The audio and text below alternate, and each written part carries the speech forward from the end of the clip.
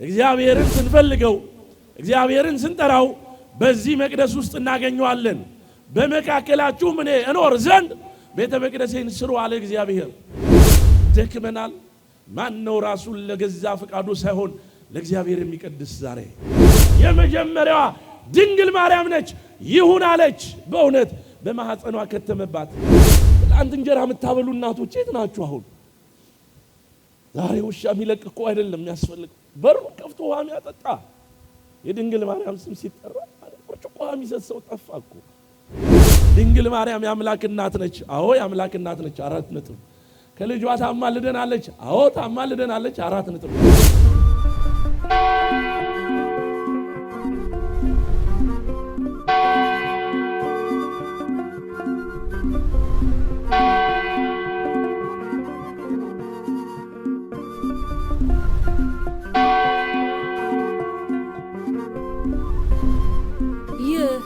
የእማማ ሚዲያ ነው።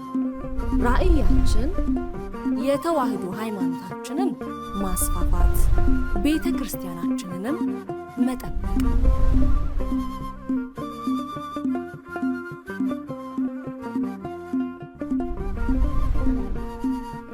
መምህራችን የእግዚአብሔርን ቃል የዕለቱን መልእክት ያስተላልፉልናል። ቀጥታ ወደ እሳቸው እንሄዳለን። እግዚአብሔር ከሁላችንም ጋር ይሁን። በስመ አብ ወወልድ ወመንፈስ ቅዱስ አሐዱ አምላክ አሜን። በቅድሚያ ከሁሉ በላይ በዚህ ቅዱስ ስፍራ ተገኝተን ቅዱስ የሆነውን ስሙን እንድንጠራ የረዳንና የፈቀደልን የአባቶቻችን አምላክ ቅዱስ እግዚአብሔር የእኛም አምላካችን የድንግል ማርያም ልጅ ኢየሱስ ክርስቶስ ስለማይነገር ስጦታ ሁሉ ስሙ በድጋሚ የከበረና የተመሰገነ ይሁን። ለቃል መውረድ ለስጋ ማድረግ ምክንያት የሆነች ጌታን ያየንባት መስታወታችን ቅድስተ ቅዱሳን ወላዲተ አምላክ ድንግል ማርያም ልጇ መድኃኔዓለም ኢየሱስ ክርስቶስ እንዳከበራት መጠን ክብርና ምስጋና ለእናታችን ለወላዲተ አምላክ ለድንግል ማርያም ይሁን። ጻድቃን፣ ሰማዕታት፣ ሐዋርያት፣ ደናግላን፣ መነኮሳት እንደየክብራቸው ክብርና ምስጋና ለቅዱሳኑ ይሁን። ክቡር አባታችን የዚሁ ታሪካዊና ታላቅ ደብር ዋና አስተዳዳሪ፣ በዚህ ቅዱስ ስፍራ የተገኛችሁ ሰላም እላችኋለሁ። እንደምን አደራችሁ? እንኳን አደረሳችሁ። ያደረሰን የረዳን ያገዘን አምላካችን እግዚአብሔር ስለማይነገር ስጦታ ሁሉ ስሙ በድጋሚ የከበረና የተመሰገነ ይሁን። እንድንደርስ የረዳን፣ ጨለማውን ገፎ በብርሃን እንድንገናኝ የፈቀደልን፣ ትላንትናን አሻግሮ ለዛሬ ማንነት ያቆመን፣ በምስጋና እጆቻችንን ያበረታ፣ አንደበታችንን ያከናወነ የአባቶቻችን አምላክ የኛም አምላካችን ቅዱስ እግዚአብሔር ስሙ በድጋሚ የከበረና የተመሰገነ ይሁን። እግዚአብሔር ለቆምነውም ለተቀመጣችሁትም ቅዱስ መንፈሱን ልኮ የተጣመመውን አቃንቶ የጎደለውን ሞልቶ ለእያንዳንዳችን ጥበብና ማስተዋልን ሰጥቶ እንዲያስተምረን የአምላካችን ቅዱስ ፍቃድ ይሆንልን። በመጽሐፈ ዜና መዋዕል ምዕራፍ 29 ቁጥር 5 ላይ እንዲህ የሚል ቃል አለ። ዛሬ በፈቃዱ ራሱን ለእግዚአብሔር የሚቀድስ ማን ነው ይላል። እዚህ የትምህርት ሐሳብ ላይ የምናገኘው አባታችን ቅዱስ ዳዊትን ነው። ቅዱስ ዳዊት የተናገረው ሐሳብ ነው። ከቁጥር 1 ጀምሬ ላንብብላችሁና ትምህርቴን ልፈጽም። ንጉሥ ዳዊት ለጉባኤ ሁሉ እንዲህ አለ። እግዚአብሔር ብቻውን የመረጠው ልጄ ሰለሞን ገና ብላቴና ለጋ ነው። ሕንፃው ለእግዚአብሔር ለአምላክ ነው እንጂ ለሰው አይደለም። ስራው ታላቅ ነው። እንዲህ ያለ ይቀጥልና ቅዱስ ዳዊት እኔ ራሴን አሳልፌ ሰጠው፣ ያለኝን ሁላ አደረግኩ፣ ወርቁንም ቢሆን መዳቡንም ቢሆን ብሩንም ቢሆን ነሐሱንም ቢሆን ብረቱንም ቢሆን ይህንን ሁሉ ለቤተ መቅደሱ ክብር ሰጠው። ነገር ግን አለ በጉባኤው መሃል ለተዘጋጁት ሁሉ በገዛ ፍቃዱ ራሱን አሁን ለእግዚአብሔር የሚቀድስስ ማን ነው አለ። ለቤተ መቅደሱ ያደረገውን ነገር ተናገረ። ስለሰጋ ነው፣ ስለተጨነቀ ነው። ልጄ ሰሎሞን ገና ብላቴና ነው፣ ሕፃን ነው፣ ለጋ ነው፣ ሰውነቱ አልጠነከረም፣ ብርታት የለውም። እኔ እሰጋለሁ፣ ለአምላኬ ቤተ መቅደስ ያስፈልገዋል። ነገር ግን ልጄ ተመርጧል፣ እኔ ደግሞ እንዳልሰራ እግዚአብሔር አትሰራም ብሎኛል። በዚህ በመጽሐፈ ዜና መዋዕል ላይ ስትመለከቱ ምዕራፍ 29 ነው አሁን እየነገርኳችሁ ያለው። 28 ላይ ስትሄዱ ዳዊት እንዲህ ይላል፣ እግዚአብሔር ቤቱን እንዳልሰራ ከልክሎኛል፣ በእጄም የሰው ደም አለ፣ ብርቱ ሰልፍም አሳልፍ ያለሁና እግዚአብሔር ለቤቱ አልመረጠኝም፣ ልጄን ግን እግዚአብሔር መርጦታል አለና እዚሁ ክፍል ላይ ለልጁ ለሰሎሞን እንዲህ አለ፣ ቤት ትሰራ ዘንድ መርጦሃልና ጠንክረህ ፈጽም አለ። መልእክቱን ሲያስተላልፍ ነው። የኔ አቅም አይደለም፣ ከዚህ በኋላ የኔ ችሎታ አይደለም፣ ነገር ግን ማድረግ የምችለው ይሄን ነው አለና በጉባኤው መሃል ዳዊት ተናገረ። ለእግዚአብሔር ክብር ቤቱ ያስፈልገዋል። እኔ የራሴን አድርጋለሁ፣ ማድረግ የምችለው መስራት አይደለም፣ የሚሰራው ልጄ ሰሎሞን ነው። ነገር ግን አላደገም፣ አልጠነከረም። ጥንካሬና ብርታት ይፈልጋል፣ የሚያግዘውም ይፈልጋል። ብቻውን ሆኖም ደግሞ አይሰራም። ያለኝን ግን ለእግዚአብሔር ክብር ጠቅልዬ ሰጥቻለሁ አለ ዳዊት። ቤተ መቅደሱን እንዲሰራ ነው፣ ስለ ቤተ መቅደሱ ነው። ዛሬ በዚህ ቅዱስ ስፍራ ላይ ስለ ቤተ መቅደሷ ክብር ነው የተገናኘ ነው ወገኖቼ። ለእናታችን ለወላዲተ አምላክ ለድንግል ማርያም ክብር የሚሆነውን ስፍራ በእውነት በዚህ ቦታ ላይ ቤተ መቅደሷን ሰርተን እኛ እንድንከብር እግዚአብሔር ፈቅዶልናል ወገኖቼ።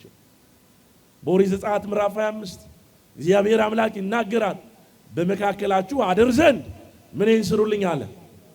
አልተናገራችሁ? ምንን ስሩ? ቤቴን ስሩ፣ መቅደሴን ስሩ አለ። በምናችሁ አድር ዘንድ? በመካከላችሁ አድር ዘንድ። በስሜ አንድም ሁለትም ሆናችሁ ብትሰበሰቡ እኔ በመካከላችሁ ምን እላለሁ? በእኛ መሃል እግዚአብሔር አለ የለም? አለ። በቅድስናው ስፍራ እግዚአብሔርን ስንፈልገው፣ እግዚአብሔርን ስንጠራው በዚህ መቅደስ ውስጥ እናገኘዋለን። በመካከላችሁ እኔ እኖር ዘንድ ቤተ መቅደሴን ስሩ አለ እግዚአብሔር። አባቶቻችን ብልሆች ናቸው። ቅዱሳን ወገኖቼ ዋጋ ከፍለው ቤተ መቅደሶቻችንን ለኛ ሰጥተውናል። በድካማቸው ገባንባቸው ያለው መጽሐፍ ለዚህ ነው። እነሱ ደክመዋል፣ እነሱ ሰርተው አለፉ፣ ደከሙ።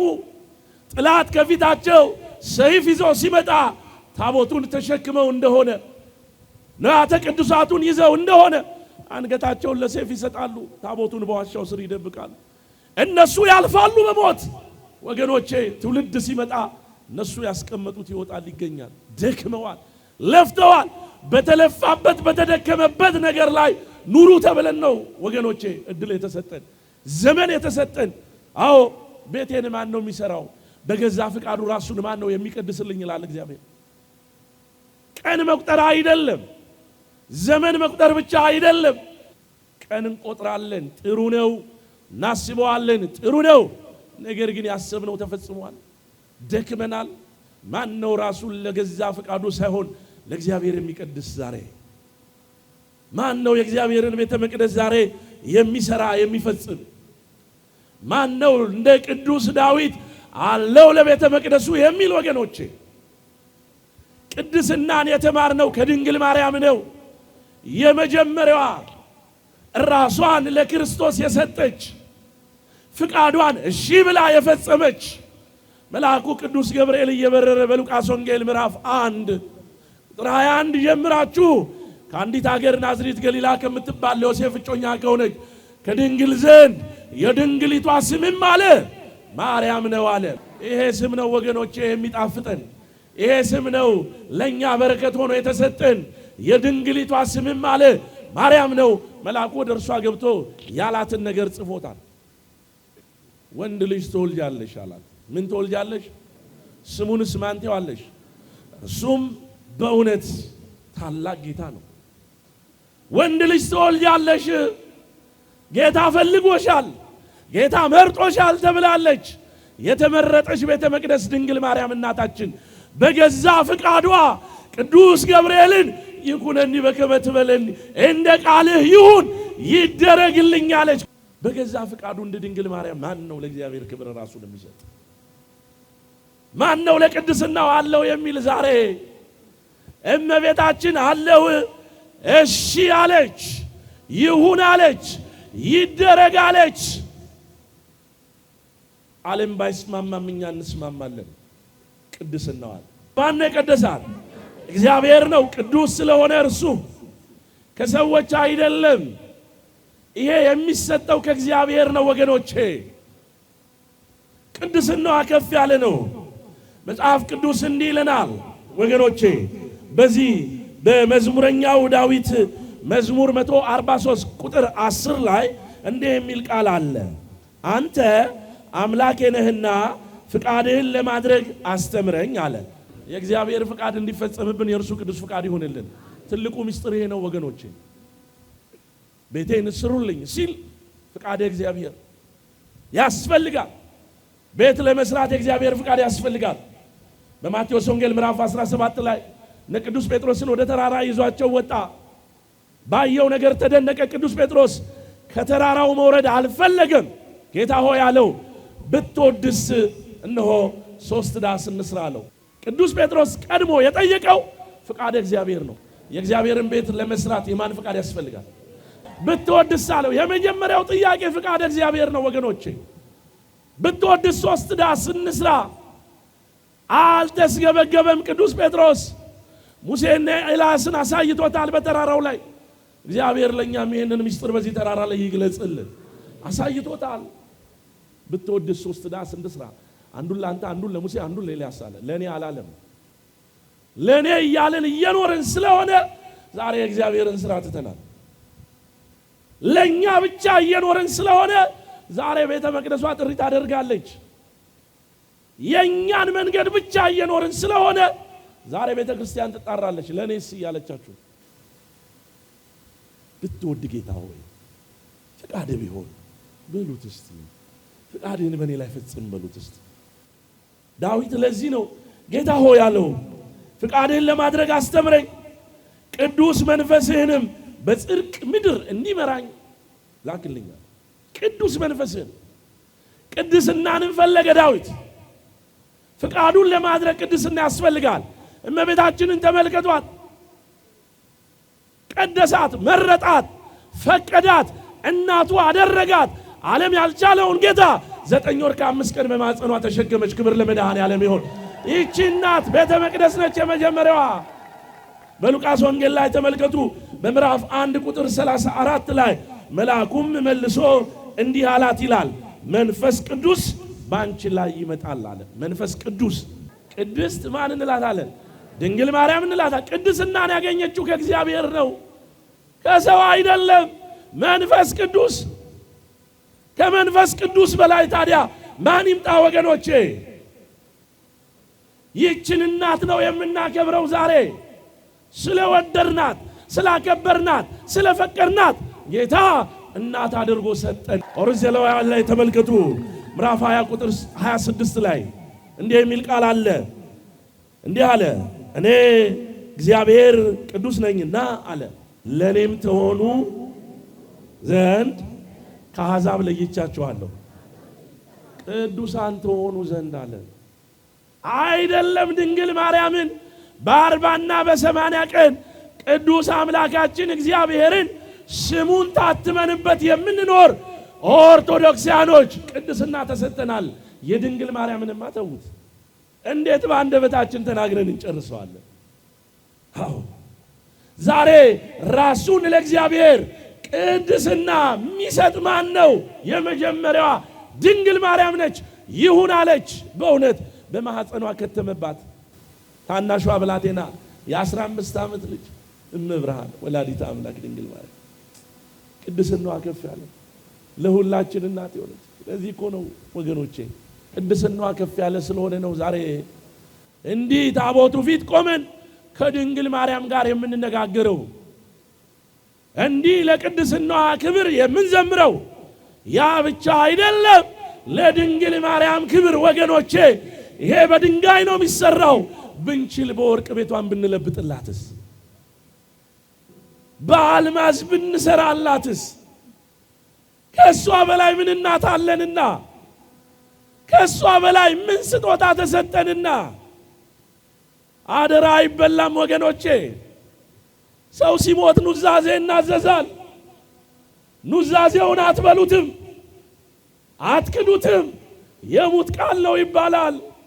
ጌታ በመስቀል ላይ ተሰቅሎ ወገኖቼ ምን ሰጠን?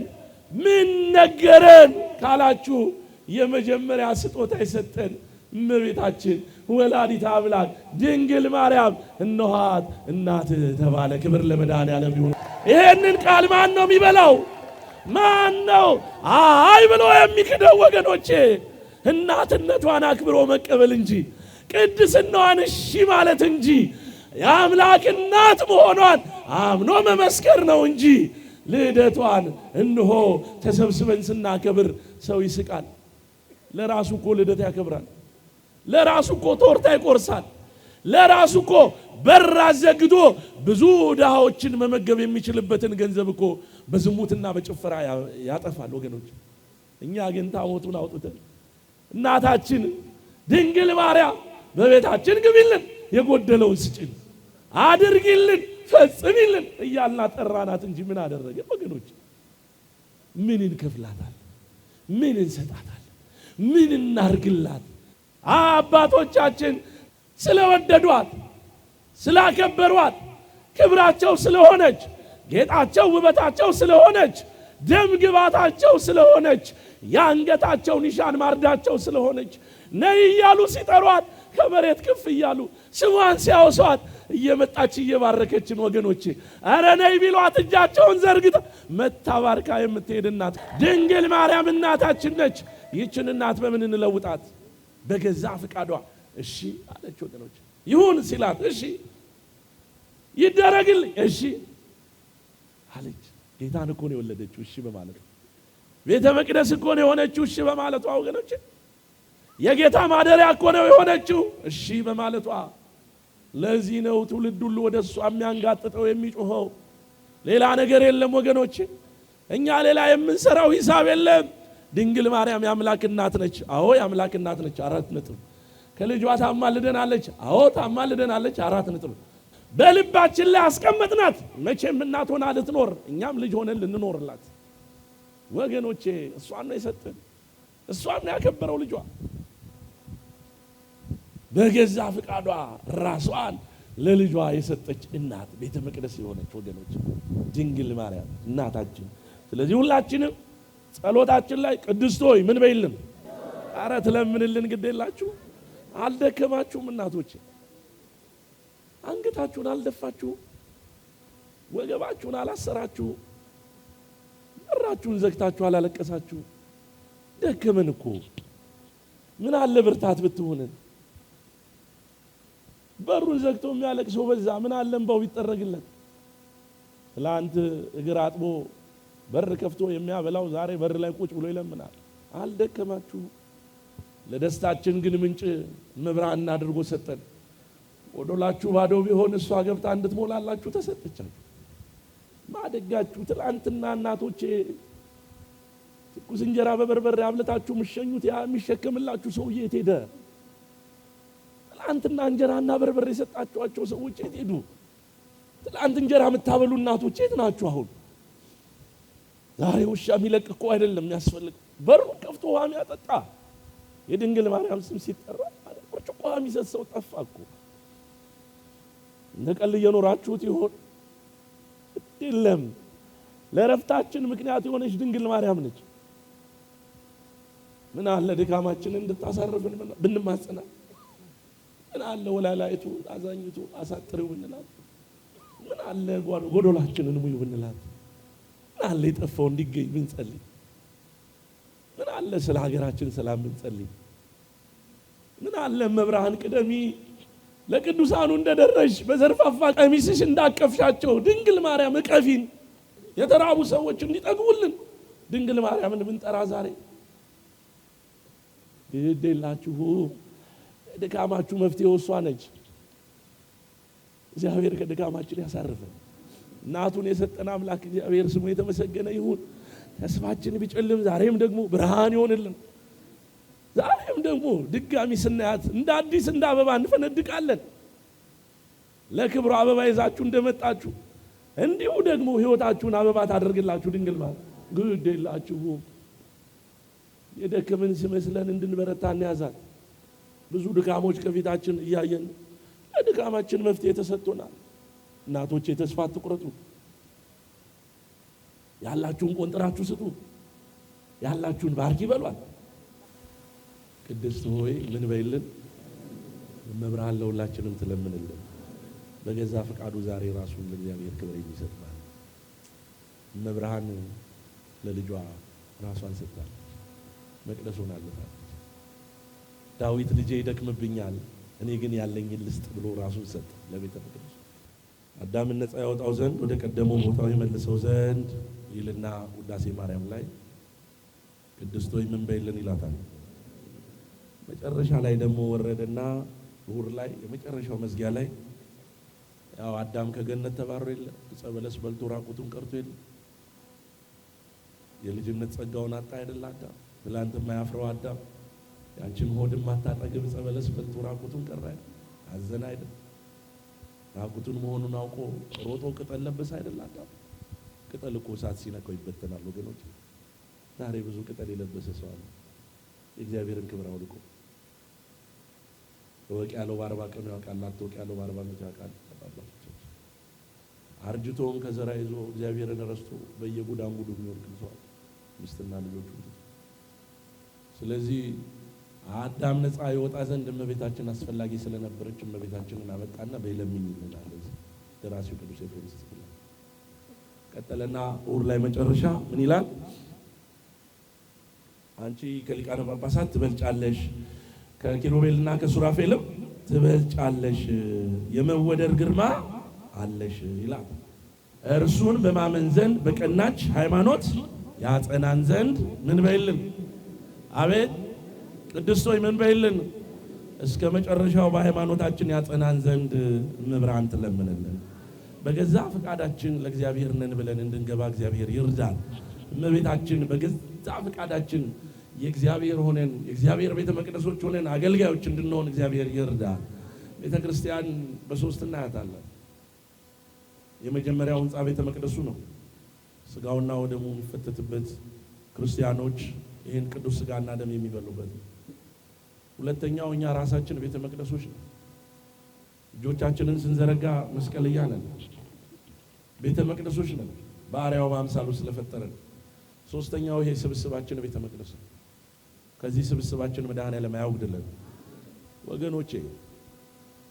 አይደለም እንዲህ ተሰባስበን ይቅርና ሳንሰባሰብም ፈቅፍቆ ሊያወጣን ጠላት ዲያብሎስ በራችንን ያንኳኳል።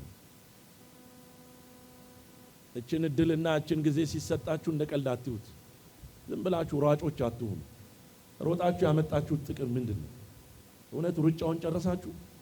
በልተን ጠግበን ይሆን? ጠጥተን ረክተን ይሆን? ለብሰን ደግሞ እንዲሁም አምሮብን ወይም ደግሞ ሞቆን ይሆን? ሰርተንስ አግኝተን ይሆን? ተባርኮልን ይሆን? ሩጫችን ከእግዚአብሔር ውጭ ሆነና እንሮጣለን። ሩጫው ፍጻሜ የለውም። ሁሉ ጊዜ በሐዘን ይጠቀለላል። እባካችሁ ደስታ የሚበዛበት ህይወት እንድንኖር ግዴላችሁ። በተሰጠን ጊዜ እዚቹ እንደው ጥብቅ ብለን እዚቹ ቦታ ላይ አልቅሰን ጸሎታችን ተሰምቶልን ብንሄድ ይሻላል። ካህን የሚናፍቅበት ዘመን ላይ ደርሰሃል። ካህን አጥተው የሚያለቅሱ ብዙ ሰዎች አሉ ክፍለ ሀገር ላይ። ነጠላ የለበሰ ሰው ሲያዩ ካህን ይመስላቸውና እግሩ ላይ ይንጠለጠላል። ካህን ስለናፈቃቸው ያለቅሳል። የቅዳሴ ድምፅ ናፍቋቸው በሯ ላይ ቆመው በሯን ያያሉ። ይላችሁም እቺን ዘመን ለማለፍ መረጋጋት ያስፈልጋል። እውነቴን ነው። ሰው ቅዳሴ ናፍቆት በር ላይ ይቀመጣል። የዕጣን ሽታ ለአፍንጫው ናፍቆት ረሃብ እኮ ነው እናንተ። አምስቱ የስሜት ሕዋሳት ካልጠገቡ ምን አይነት ኑሮ ይኖራል? እግዚአብሔር ሁላችንንም ይባርከን። እግዚአብሔር ጸሎታችንን ይስማ። መድኃኔዓለም ፍጻሜውን ያሳምርልን፣ የሁላችንንም ፍጻሜ ያሳምርልን። ያስተማረን የመከረን እርሱ ነውና ስሙ በድጋሚ የከበረና የተመሰገነ ይሁን። እግዚአብሔር አምላካችን በቸርነቱ ጠብቆ ለዚህ ሰዓት ያደረሰን ስሙ የተመሰገነ ይሁን። በእውነት በሚገባ አስተምሮናል። መምህራችን ቃለ ሚዲያና ቡራኬ የሚሰጡን አባታችን መምህራችን መላከ አርያም ዋለልኝ እሳቸው ቃለ ምዕዳንና ቡራኬ ይሰጡናል። ወደሳቸው ለስተሃለን ከወንነት ማህፀነን እግዚአብሔር በሰላም ያመጣችሁ በሰላም አስመሽቶ በሰላም ያሳደረ የደከማችሁትን ሁሉ ዋጋችሁን እግዚአብሔር ይክፈላችሁ። ድካመ ቅዱሳን ያደርግልን። ለሀገር ሰላም ለሕዝብ ፍቅር ያድርግልን። ወዳጆቻችንን ያብዛልን። ተጻራሪ ሃይማኖታችንን ያስታግስልን። በዓሉን የሰላም የጤና የበረከት በዓል ያድርግልን። ለዓመቱ ያደርሳችሁ።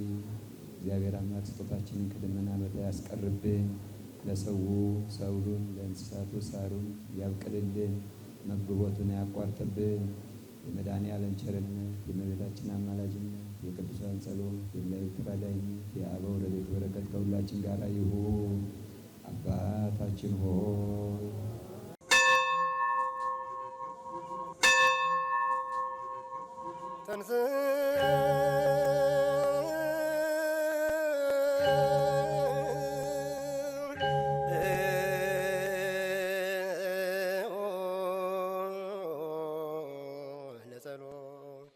በስመ አብ ወወልድ ወመንፈስ ቅዱስ አሃዱ አምላክ አሜን። ውድ ወገኖቻችን እንደምን ሰነበታችሁ? ከሚቀበል የሚሰጥ የተባረከ ነው። የሐዋርያት ሥራ ምዕራፍ 20 ቁጥር 35 ዛሬ የድጋፍም የትብብርም የአብረን እንስራም ጥያቄ አቀርብላችኋለሁ።